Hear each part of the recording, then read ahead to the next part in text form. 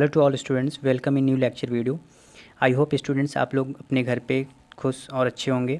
Students, आज के class में हम आपके लिए लेकर आए हैं यूनिट 4 का एक अच्छा सा टॉपिक बीएससी फर्स्ट ईयर के सेल कम्युनिकेशन या सेल सिग्नलिंग। स्टूडेंट्स, तो जैसा कि हम जानते हैं किसी भी वर्क को करने के लिए, जैसे कोई प्रोजेक्ट होता है तो हमको कोई प्रोजेक्ट को करने के लिए 3-4 लोग जैसे होते हैं तो जाकर प्रोजेक्ट कंप्लीट होता है।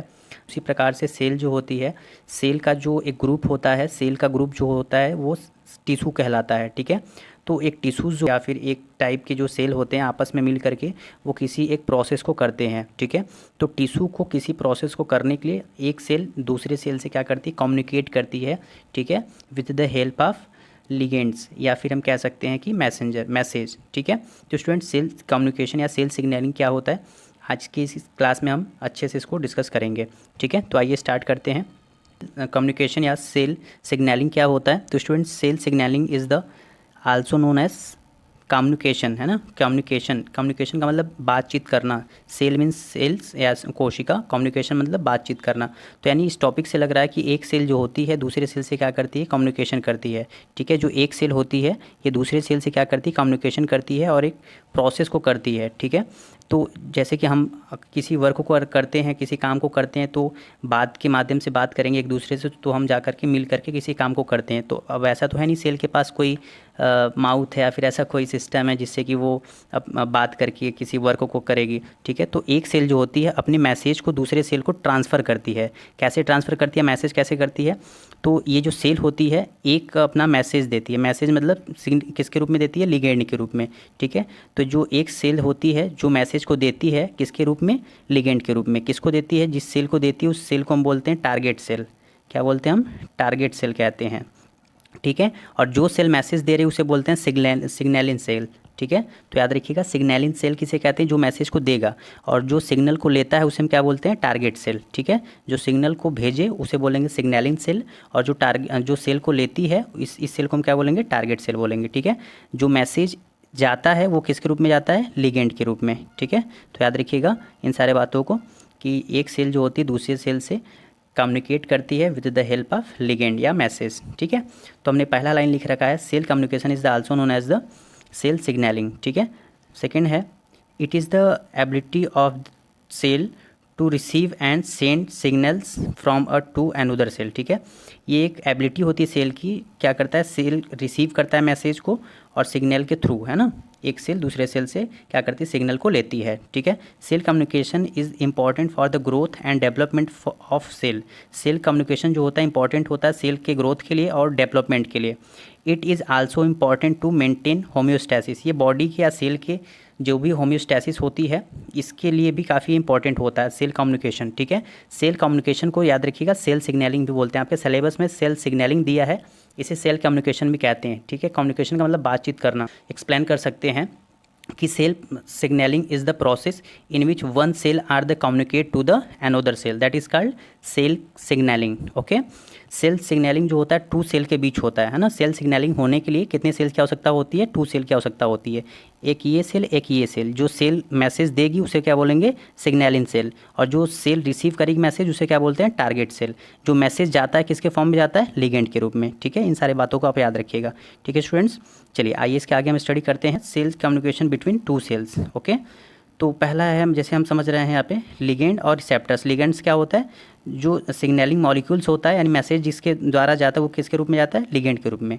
और जो इन्फॉर्मेशन जाता है वो जाकर किससे बाइंड होता है, रिसेप्टर से। ओके, आइए स्टूडेंट्स इसके आगे पढ़ते हैं हम। तो अगर हम स्टडी करें टाइप ऑफ सिग्नलिंग की, तो जो सेल सिग्नलिंग होता है वो 4 टाइप का होता है, पैराक्राइन, ऑटोक्राइन, इंडोक्राइन और चौथा है डायरेक्ट सिग्नलिंग। ठीक है, तो यानी कि ये 4 टाइप का सेल सिग्नलिंग होता है। सबसे पहले आइए हम डिस्कशन करते हैं पहले को, पैराक्राइन के बारे में। ओके, तो पैराक्राइन सिग्नलिंग क्या होता है स्टूडेंट्स, इसमें जो होता है सेल जो होती है वह दूसरे सेल के अटैच में रहती है। यानी दो सेल क्या होते हैं, पास पास आते हैं और दोनों सेल जो होते हैं आपस में कम्युनिकेट करते हैं with the help of ligand. ठीक है, तो ये देख रहे हो एक ये सेल है, एक ये सेल है, दोनों सेल की जो प्लाज्मा मेम्ब्रेन है वो आपस में पास पास हैं।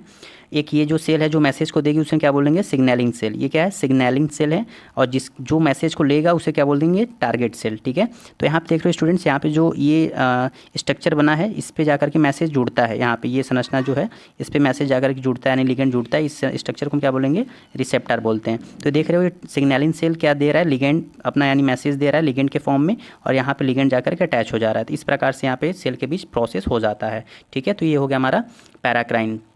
ठीक है स्टूडेंट्स, हमने नोट्स काफ़ी इजी दिया है जिससे आपको एग्जाम में लिखने में इजी हो। ठीक है, आइए हम दूसरा स्टडी करते हैं। अब दूसरा है हमारा ऑटोक्राइन। स्टूडेंट्स, हमारा दूसरा है ऑटोक्राइन सिग्नलिंग। क्या होता है, autocrine signalling a cell signals to itself release a ligand that bind to the receptor on its own surface. ठीक है स्टूडेंट्स, ऑटोक्राइन सिग्नलिंग्स में क्या होता है, नाम से पता चल रहा है ऑटोक्राइन, ऑटो मतलब सेल्फ। इसमें क्या होता है, जो सेल होती है अपने आप को ही क्या करती है, जो मैसेज करती है अपने ही आप को करती है। ठीक है, तो सेल अपने लिगेंड को रिलीज़ करती है। देख रहे हो सेल ये है, सिग्नलिंग सेल है, और ये क्या कर रही है, लिगेंड यानी मैसेज को शेयर कर रही है, और इसका जो लिगेंड्स होता है इसी सेल के रिसेप्टर पे जाकर के जुड़ जाता है। ठीक है, और प्रोसेस होता है। ठीक है स्टूडेंट्स, और जो ऑटोक्राइन सिग्नलिंग होता है play a key role in the metastasis. Metastasis क्या होता है स्टूडेंट्स, आपने कैंसर्स पढ़ा होगा, तो कैंसर्स में एक प्रोसेस होता है जो अपनी ही सेल क्या करती है, उसी टाइप की सेल ग्रोथ कर जाती है, जिसे मेटास्टेसिस कहते हैं। ठीक, अगला स्टूडेंट्स एंडोक्राइन सिग्नलिंग क्या होता है।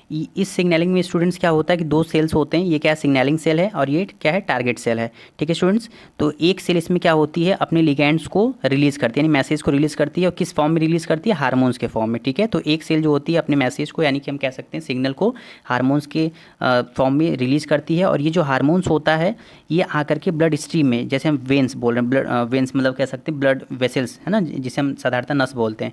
तो ये जो हार्मोन्स होता है वो ब्लड स्ट्रीम के माध्यम से, यानी नस के माध्यम से क्या होता है, ये जाता है, और टारगेट सेल के रिसेप्टर्स देख रहे हो यहाँ पे हार्मोन जा रहा है, और ये टारगेट सेल से जाकर के यहाँ पे टारगेट सेल के लिगेंड से जाकर के जुड़ जाता है। ओके, तो इसमें यही होता है कि हार्मोन जो है एंडोक्राइंस के थ्रू, यानी कि ब्लड स्ट्रीम के माध्यम से मैसेज जाएगा और टारगेट सेल से जाकर के जुड़ जाएगा, वहाँ पे प्रोसेस कंप्लीट हो जाता है। ठीक है स्टूडेंट्स, तो एंडोक्राइन सिग्नलिंग में यही होता है कि एक सेल जो होती है अपनी इन्फॉर्मेशन को, यानी कि मैसेज को हार्मोन्स के फॉर्म में रिलीज़ करती है, ब्लड स्ट्रीम के माध्यम से वो जाएगा और टारगेट के सेल के रिसेप्टर से जुड़ जाएगा, और वहाँ पे प्रोसेस सेल के बीच कंप्लीट हो जाती है। ठीक है स्टूडेंट, तो हमने इसको नोट्स दे रखा है, इसको आप लोग इजीली इसको प्रिपेयर कर लीजिएगा।